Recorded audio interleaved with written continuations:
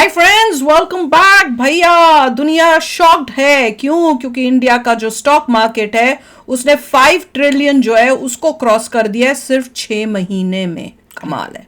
चलो वीडियो शुरू करते हैं। वीडियो शुरू करने से पहले अगर आप चैनल पर नए हो और आपने अभी तक सब्सक्राइब नहीं किया तो जल्दी से पहले सब्सक्राइब के बटन और बेल आइकन को क्लिक कर लो ताकि आपको हमारे सारे न्यू वीडियोस के नोटिफिकेशन मिल जाएं जैसे हम अपलोड करें। अगर आपको वीडियो पसंद आता है प्लीज लाइक एंड शेयर। चलिए शुरू करते हैं। मईशतें बुनियादी बात है, इसको समझें।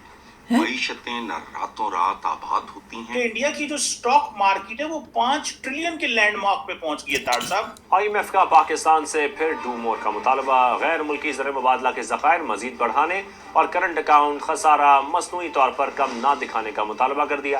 क्यों कदम कदम पे एक एक दुकान पे गालियां पड़ रही हैं? खुदा का खौफ करें यार। अमूमन ये होता है कि जब किसी मुल्क के अंदर इलेक्शंस हो रहे होते हैं तो अनसर्टन सिचुएशन होती है कि पता नहीं कौन वजीर आजम बनेगा। इलेक्शंस का जो माहौल पाकिस्तान में होती है, लेकिन इंडिया में 10 साल में पिछले नरेंद्र मोदी की जो हुकूमत है इतनी मजबूत पॉलिटिकल स्टेबिलिटी है। IMF की जानिब से कहा गया जी cut down your expenses Pakistan को। अब इसके तहत वफाकी हुकूमत एक साल में 300 अरब रुपए से ज्यादा के अखराजात कम करेगी। कैसे इस पे अमल दरामद मुमकिन? और ये मजे की बात है, अभी सिर्फ 5 राउंड जो हैं वो हुए हैं, अभी 2 राउंड पड़े हुए हैं, लेकिन स्टिल जो स्टॉक मार्केट है उसमें इतनी स्टेबिलिटी है। इट मींस कि मैक्रो इकोनॉमिक स्टेबिलिटी भी इंडिया के अंदर मौजूद है, पॉलिटिकल स्टेबिलिटी भी मौजूद है। 300 अरब रुपया वो कहते हैं अपना अखराजात कम करें और 600 अरब रुपये का वो कह रहे हैं एडिशनल रेवेन्यू भी इकट्ठा करें। उसका मतलब है नए टैक्सेस लगाएं। दूसरी तरफ तारड़ साहब, वो कतरियों ने हमसे पैसे मांग लिए हैं। एक नई जनरेशन आई, उन्होंने कहा ये तो खा गए, तो लूट मार का बाजार गर्म किए रखा है। ये चीजें, इसमें एक चीज देखनी होती है कि लीडरशिप और डेडिकेशन। मोदी साहब का या अमित शाह का कोई प्रोग्राम नहीं है दुबई में प्रॉपर्टी बनाने का। इनकी प्रॉपर्टियां बन रही है ना। हिंदुस्तान स्पेशल में आपका स्वागत है दोस्तों। भारतीय शेयर बाजार ने एक बार फिर माइलस्टोन को छूने में कामयाबी हासिल की है। पहली बार BSE पर लिस्टेड स्टॉक्स का मार्केट कैपिटलाइजेशन 5 ट्रिलियन डॉलर को पार कर गया है। इससे पहले 29 नवंबर 2023 को पहली बार भारतीय शेयर बाजार का वैल्यूएशन 4 ट्रिलियन डॉलर के पार करने में सफल हुआ था। मात्र 6 महीने में भारतीय शेयर बाजार के मार्केट वैल्यू में 1 ट्रिलियन डॉलर का उछाल आया है। मंगलवार 21 मई 2024 को मिड कैप और स्मॉल कैप स्टॉक्स में खरीदारी के चलते भारतीय शेयर बाजार का मार्केट कैप 414.62 लाख करोड़ रुपए पर जाकर क्लोज हुआ और इसी के साथ डॉलर्स टर्म्स में भी भारतीय स्टॉक एक्सचेंज का मार्केट कैप 5 ट्रिलियन डॉलर के पार करने में कामयाब रहा। पिछले मतलब सबको पता है मोदी जी ने आना और बेटर होगी कंट्री का मार्केट कैप 4 ट्रिलियन डॉलर के ऐतिहासिक लक्ष्य को पार करने में सफल रहा था, लेकिन महज 6 महीने के भीतर भारतीय शेयर बाजार ने ऐसी छलांग लगाई है कि वह 5 ट्रिलियन डॉलर के ऐतिहासिक हाई पर जा पहुंचा है। तार साहब, अमूमन ये होता है कि जब किसी मुल्क के अंदर इलेक्शंस हो रहे होते हैं तो अनसर्टन सिचुएशन होती है कि पता नहीं कौन वजीर आजम बनेगा। इलेक्शंस का जो माहौल होता है, लेकिन तार साहब 10 साल में पिछले नरेंद्र मोदी की जो हुकूमत पहले मुझे लगा पता डॉक्टर साहब तार साहब कुछ है, तारिक साहब हाँ। स्टॉक मार्केट है वो 5 ट्रिलियन के लैंडमार्क पे पहुंच गई है। तार साहब, और ये मजे की बात है, अभी सिर्फ 5 राउंड जो हैं वो हुए हैं, अभी 2 राउंड पड़े हुए हैं, लेकिन स्टिल जो स्टॉक मार्केट है उसमें इतनी स्टेबिलिटी है। इट मींस कि मैक्रो इकोनॉमिक स्टेबिलिटी भी इंडिया के अंदर मौजूद है, पॉलिटिकल स्टेबिलिटी भी मौजूद है। और इससे ये भी अंदाजा हो रहा है कि नरेंद्र मोदी इलेक्शंस भी जीत रहे हैं, क्योंकि अगर अनसर्टन सिचुएशन हो तो मार्केट्स फ्लक्चुएट करती हैं। आप खुद ताड़ साहब बड़े मजबूत बिजनेसमैन, अमेरिका में इतना बड़ा बिजनेस करते हैं। ताड़ साहब पता करना पड़ेगा कौन सा बिजनेसमैन है भैया ये। कतरियों ने हमसे पैसे मांग लिए हैं। वो कतर के इसको डालना पड़ेगा, ढूंढना पड़ेगा कौन है ये, प्राइम मिनिस्टर रह क्या चुके बिजनेस हैं, करता है शेख हम्माद बिन जासम और बिन कितना जबल बड़ा खानी। बिजनेस है। उन्होंने कहा हमारा 450 मिलियन डॉलर फिर दें वापस आप। आ गए अगर इतना बड़ा बिजनेसमैन हो ना तो जगह जगह जाके वीडियोस नहीं बना रहा होगा पैसों के लिए। ये बंदा जो है जो बोल रहा है अभी वापस आ गया यूएसए से। इसको आप मुझे कैसे क्या पता देखते भैया, हैं कि बताओ सिर्फ यूएसए आपसे- से वापस आ गया, यूएसए में ही है। इससे लग ये रहा है कि वो सऊदीज को अलर्ट कर रहे हैं कि आप वहां पे इन्वेस्टमेंट जो एक बार यूएसए आ जाता ना वहां से वापस नहीं जाता। डॉक्टर साहब कैसे देखते हैं इस फाइनेंशियल वो देखते ही नहीं है, वो बहुत बड़े बिजनेसमैन है। मोटे चश्मे से देखते हैं। देखा जाए तो वो उन्होंने एयर टाइट सियासत कर, एयर टाइट से मुराद है कि चांस कहीं से नहीं लेते। और दूसरा जो मैंने ये देखा है कि जिस तरीके से मोदी साहब का जब अगर आप पोर्टफोलियो स्टडी करते हैं, जिस तरीके से उनकी डेडिकेशन और उनकी एक जिस तरीके से ही started as a political worker, और फिर और जो मैं बिलखसूस से खास कर बात करता हूं कि मोदी साहब अपने इसने तब बोटाई जो पहनी हुई है, जीत जाते हैं तो वो एक रिलैक्स मोड में चले जाते हैं, फिर गलतियां भी करते हैं, फिर बदले भी लेते हैं, बदले की सियासत भी करते हैं, फिर चांसेस लेते हैं, टीम मेंबर्स अपने उनके वजीर जो है उनको खुली छुट्टियां मिल जाती हैं, करप्शन में बात।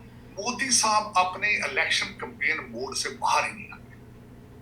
अब ये देखिए, अगर रिसेंट इलेक्शन को अगर देखा जाए, इस इलेक्शन मोदी साहब के इंटरनेशनल दौरों से चीज शुरू होती है, फिर चंद्रयान की बातें फिर होती है, फिर उसके बाद सूरज हाथ से क्या कर रहा है वो जो चीजें, फिर जिस तरीके से टीम बिल्डिंग प्रोसेस में और जिस हर एक दुनिया के अंदर जो इश्यूज आते हैं, सोच के कदम उठाए जाते हैं।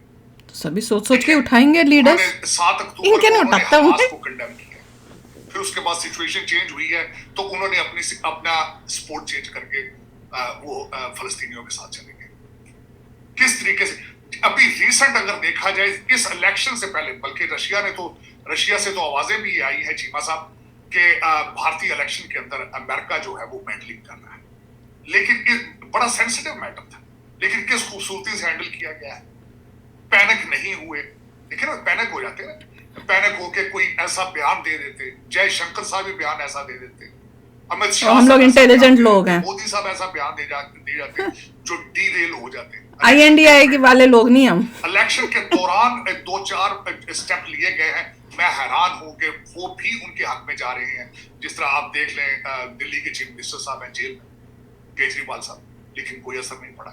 उसके बाद आप देखें कि तुम तो चाहते होगे कि असर पड़े, कुछ हो। ईरान का ये हादसा हो रहा है इलेक्शन के दौरान, इलेक्शन तो हो रहा है। फिर उसके बाद मैंने देखा है जिस तरीके से आज हम बात कर रहे हैं स्टॉक मार्केट की, आज से हफ्ता पहले स्टॉक मार्केट नहीं, स्टॉक मार्केट है, लेकिन 2 लोगों ने फौरन उसको कवर करने की कोशिश की है। अमित शाह साहब ने भी स्टेटमेंट दी थी, डॉक्टर जयशंकर साहब ने भी उसको एड्रेस किया था, इसी फ्लक्चुएशन। तो चीमा साहब इसी इलेक्शन के दौरान श्रीलंका वाले भाग के चाइना गए हैं, चाइना ने बंदरगाह की एक्सपेंशन की है, लेकिन इसी इलेक्शन में उन्होंने फौरन जाके ईरान के साथ डील बना एक्सपेंशन की है चाइना ने। इलेक्शन से फौरन पहले आपने देखा होगा कि अमेरिका के साथ तनाव आया रिलेशनशिप में, जयशंकर साहब फौरन रशिया पहुंच गए। तो ये देखें, ये चीजें, इसमें एक चीज देखनी होती है कि लीडरशिप और डेडिकेशन और नेशनलिज्म, ये तो हर कंट्री में होना चाहिए भैया। अमित शाह का कोई प्रोग्राम नहीं है दुबई में प्रॉपर्टी बनाने का। डॉक्टर जयशंकर साहब जो है, उनके पास कोई नए पॉइंट्स नहीं होते, सेम थिंग। कनाडा में मेरे बच्चे PR ले लें, पब्लिक परमानेंट रेजिडेंस। उनका कोई टारगेट नहीं है कि IMF का पैसा हमने लेकर तो लंदन में कितनी प्रॉपर्टी बनानी, ये उनका टारगेट नहीं। भैया कहना क्या चाहते हैं ये है कि भैया इंडिया के जो लोग हैं वो अपने देश से बहुत प्यार करते हैं, वो लंदन में अपने बच्चों को सेटल करना नहीं चाहते, वो दुबई में प्रॉपर्टी नहीं लेते, मतलब जो इंडिया के लोग नहीं करते वो सब पाकिस्तान के लोग करते हैं। मतलब वहाँ पे जो करप्शन होती है, जो सब होता है, वो इनको इंडिया में नहीं दिखता। तो इनको बहुत दुख हो रहा है इस बात का कि भैया इंडिया में इतने अच्छे लोग क्यों हैं, इतने देशभक्त क्यों हैं। क्वेश्चन बस ये है पूरा ओवरऑल इस वीडियो का जस्ट ये है।